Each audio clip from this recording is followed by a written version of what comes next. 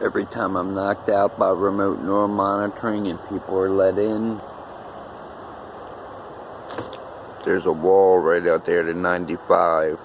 There's a door to get through on the woods, through the woods, and a door to get through down the street.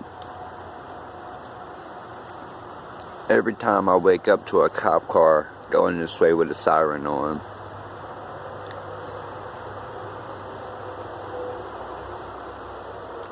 And people at my last residence having ties.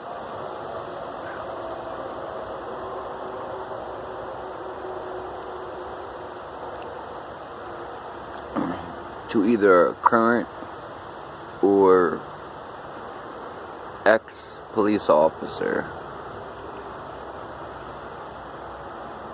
And yet, every day, I got sirens coming past me multiple times a day. That sounds like US 18 US 242 to me. 241 is two or more people conspiring, and seems like that is too.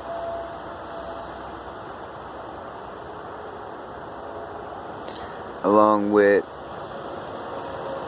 people disappearing at the same time, all the way up to, well, getting new vehicles at the same time. It's crazy how that shit happens.